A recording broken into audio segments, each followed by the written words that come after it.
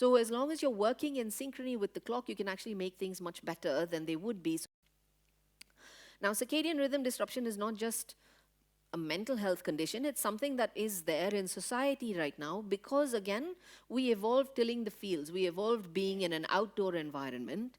But then with the advent of factories, electrical lighting, and now, of course, transatlantic travel, food at any time of the day, devices that we take into bed, really there is no need for us to follow the light-dark cycle anymore. And considering the percentage of the population that is a shift worker or is working late into the night, the estimate now is that 30% of the population has circadian disruption of some sort.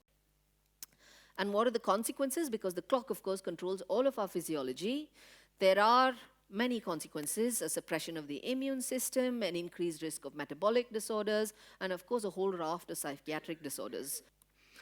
So this study, which is a really nice one, and this was their sort of cover, was you can use the clock to harness essentially those processes that are rhythmic to make sure you are eating and therefore metabolizing your food in a way that works with the circadian rhythm and prevent weight gain. So these two groups of mice were both fed a high-fat diet, so about quite a lot of fat, like a burger and chips meal.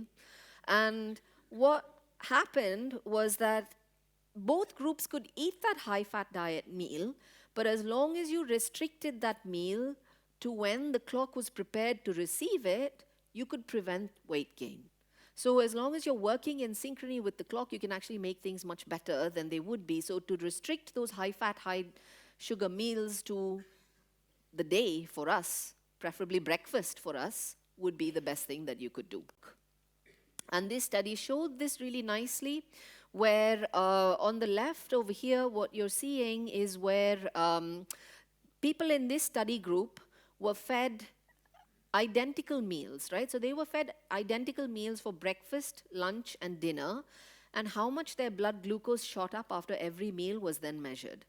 What you can see here very clearly is that although they ate the same thing, the level by which the blood glucose shot up was much higher for the evening meal than it was for the morning. So again, eating that high-fat, high-sugar meal should be restricted to the morning.